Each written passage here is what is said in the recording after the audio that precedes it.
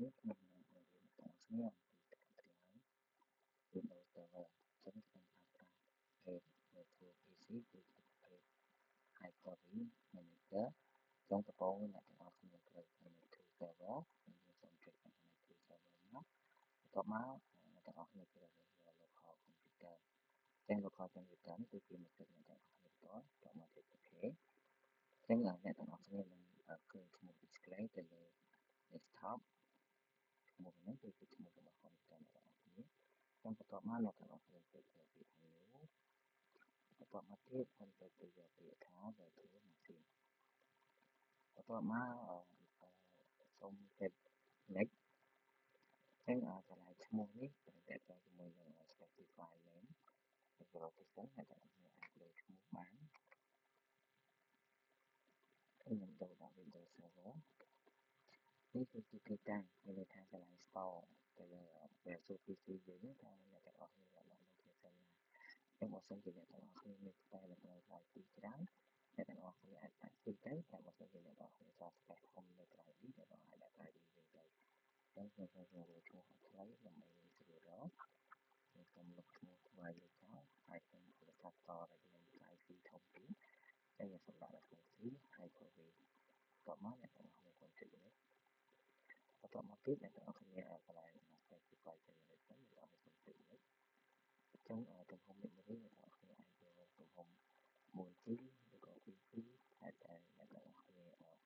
ចង់ដាក់ទេខ្ញុំនឹងដាក់ 4G ដើម្បីឲ្យ process របស់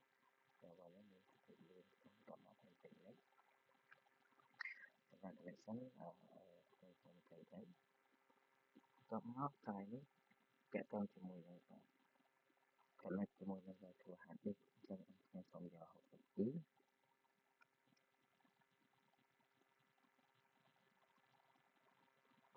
ចឹងខ្ញុំសូម next បន្ទាប់មកទៀតខ្ញុំយកជាមួយនឹង install operating system ក្រុម ឬក៏ CD ហើយខ្ញុំចូលទៅយក file ISO ចឹងខ្ញុំទៅប្រើដល់ទីតាំងខ្ញុំទុកនៅក្នុង drive នៅក្នុង drive ហើយ software file ISO បន្ទាប់មកខ្ញុំទៅយកពាក្យ Windows Server 2025ទៅ open បន្ទាប់មកខ្ញុំចុច next ចឹងនេះគឺជាការ verify ចឹងអ្នកនរគ្នាសូមចុចទៅលើមក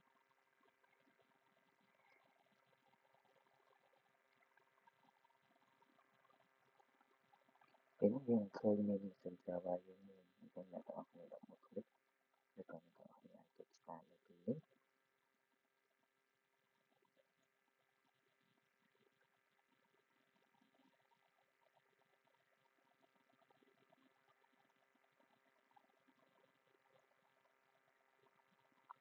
ចឹងកន្លែងនេះដោយសារមុននេះវាទាមទារឲ្យយើង version 2ចឹងអ្នកនរគ្នាចុច tab មកដល់កន្លែងនេះទៅលើប៊ូតុង start មកអ្នកនរគ្នា enter តែមកអ្នកនរគ្នា enter មួយទៀតដើម្បីធ្វើសេចក្ដីពីserver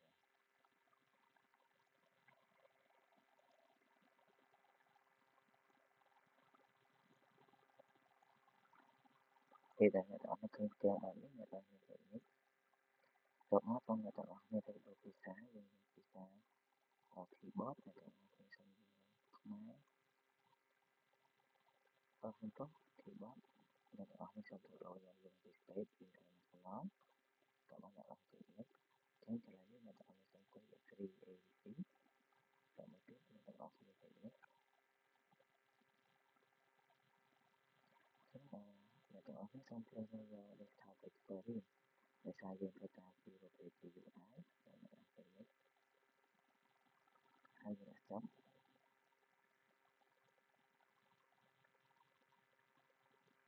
បន្ទាប់មកអ្នកនរគ្នាទៅ type partition យើងយក type partition ទី2ដើម្បីងាយស្រួលនៅក្នុងការយើងនិយាយថាពេលយើងត្រូវធ្វើយើងអាចធ្វើបានចឹងអ្នកនរគ្នាសូមចុច partition ទៅមកអ្នកនរគ្នាសូមចូលកន្លែង sign in អំពីនេះយើងដាក់ចំនួន40000ឬទៅ apply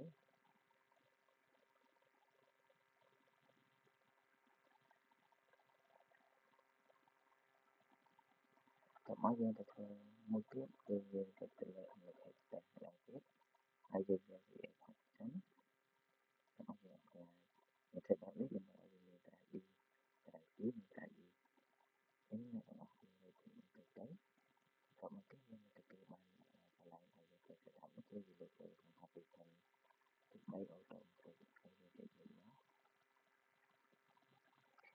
អ្នកទាំងអស់គ្នាចូលទៅ install ក៏ពីអ្នកទាំងអស់គ្នាចូលទៅ install ហើយយើងឃើញនៅកន្លែងនេះមានថា server រហូតដល់ Windows Server យើង set up រួចរាល់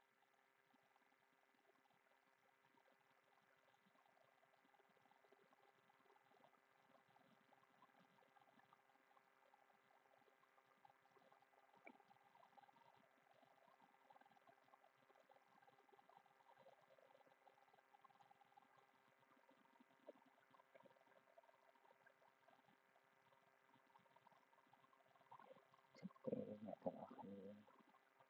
គ្រប់ហើយយើងអ្នកទាំងអស់គ្នា reboot ម្ដងទៀត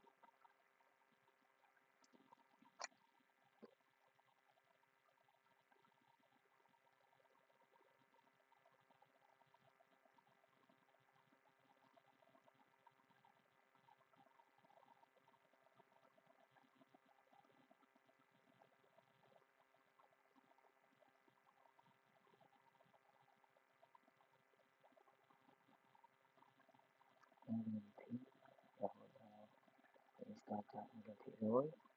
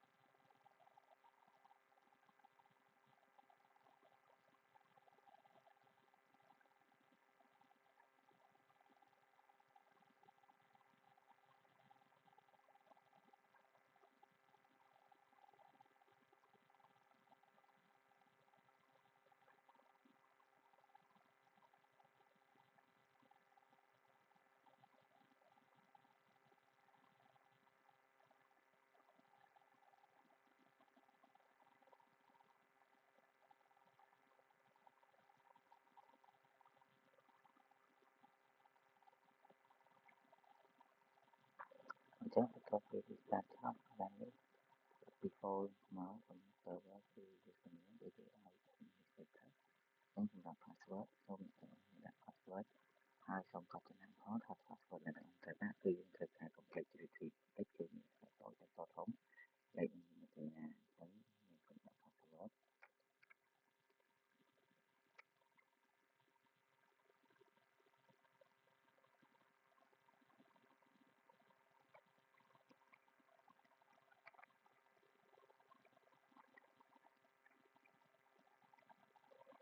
បន្ទាប់ពីអ្នកទាំងអស់គ្នាដាក់ password ឲ្យដូចគ្នាហើយអ្នកទាំងអស់គ្នាសូមចុច submit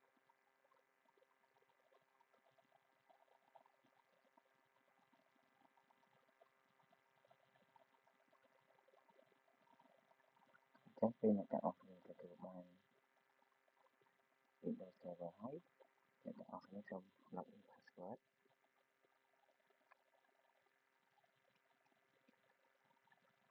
សូមបងឲ្យធំបន្តិចចុះ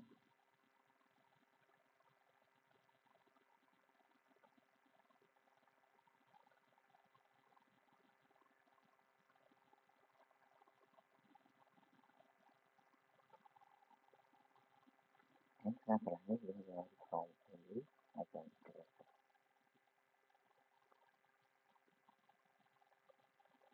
ខ្ញុំគ្លីកទៅលើ Install Administrator ទៅលើផ្ទាំងរបស់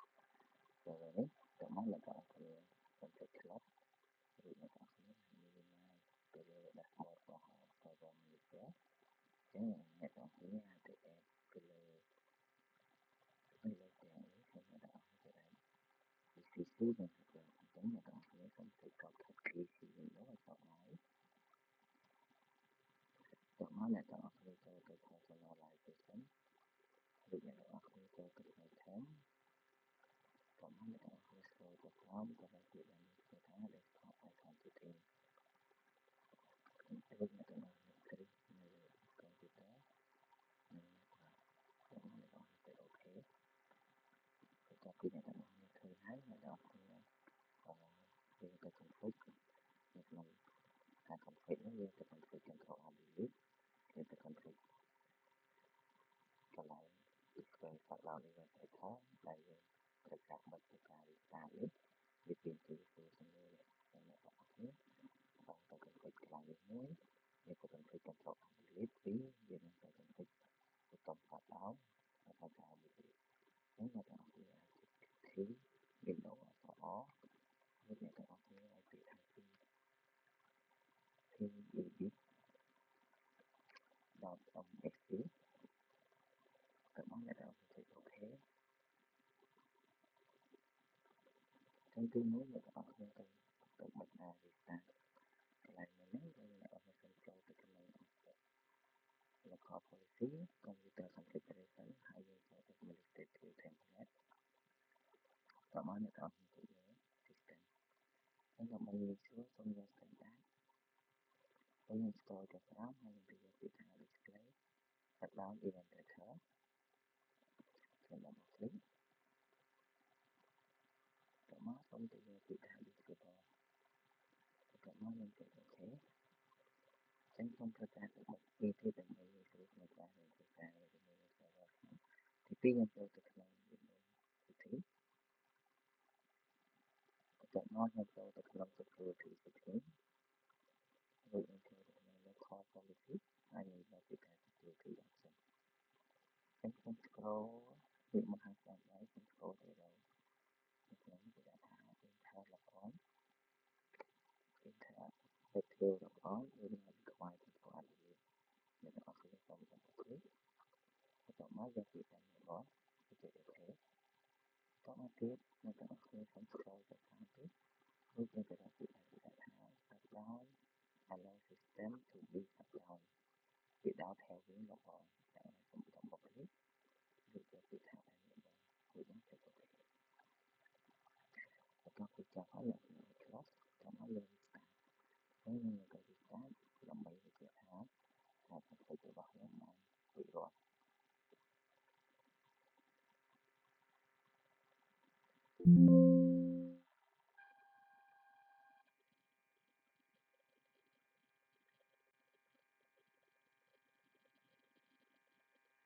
chắc đây là các bạn mà với gì mà tự động cả tập tự đến tự mình phải cho ai lý chính là mình được trong trường hợp việc start hay là khi mình tiến không mà ra chính là ai là yếu tố nó thì mình sẽ gọi là các bạn là tình huống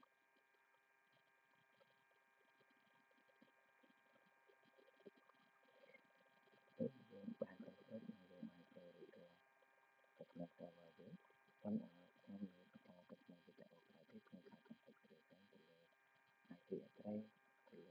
công việc bỏ công việc đó và với